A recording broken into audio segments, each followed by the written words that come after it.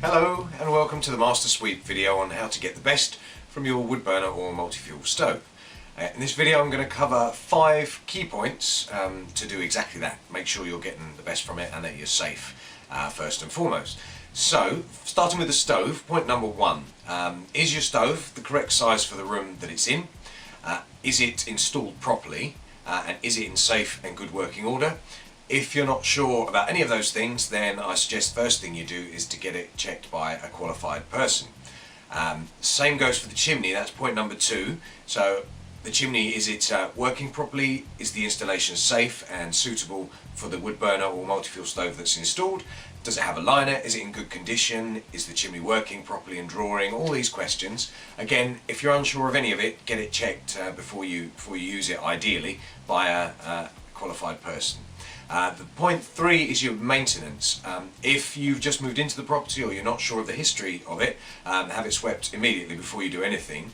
And secondly, if you've had it for a few years, do you have it regularly serviced? The recommended frequency for wood burners and multi-fuel stoves is once every 6 months. So twice a year if you're burning only through the winter months. If you burn all year round, for example if you have a back boiler or something like that and you use it for your heating or hot water, then you should have it swept once a season or 4 times a year, because it's amazing how quickly things can build up in that chimney. So once you're sure that everything's clean and working properly and serviced and you've got all your paperwork to say so, then we move on to point number 4. Now this is quite an important one. This is the fuel.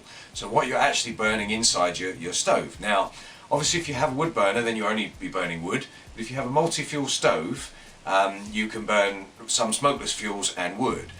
First thing I would say, never ever burn house coal in a stove, because it just burns far too hot and it literally melts your stove from the inside out. I wouldn't recommend smokeless fuels either, just because they put a lot of deposits up the chimney and they create much more potential for problems. If you have a stainless steel liner, they will dissolve it, over a period of time. They're very, very acidic. So the best thing I recommend is use very good dry wood. Either properly seasoned, and that's 2 years minimum, or with a moisture content of less than 21%, or kiln dried logs, or heat blocks, which you may have seen, which are the eco fuels made from reconstituted sawdust. They're very, very good as well. Same with your kindling. It's really, really important that your kindling is dry. I've got a video actually where you can see I use a thing called a moisture meter, and that just takes away any guesswork, because you can test all your wood before you burn it. A really good idea for anyone who is using wood as a fuel. So you can see my video here for that. The title should come up now.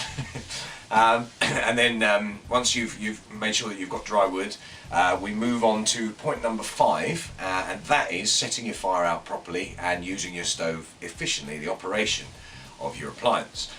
So you start with your kindling, which is nice and dry, and then you build yourself a Jenga-like tower using a firelighter, and you don't need any newspaper, because again newspaper produces a lot of ash and it adds to the build up in your chimney. I won't cover too much on that now, because I've got a more detailed video which you can find here, which goes through all the processes of lighting a log fire in a stove.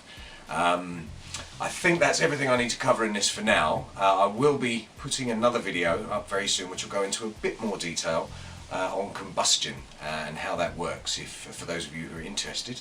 But yeah, anyway, follow those 5 key points and you'll find that you'll get quite a good experience from your stove. You should have minimal build-up in the chimney, so much less risk of chimney fire, and of course you won't be producing carbon monoxide and dangerous fumes. So I hope that helps, and good luck.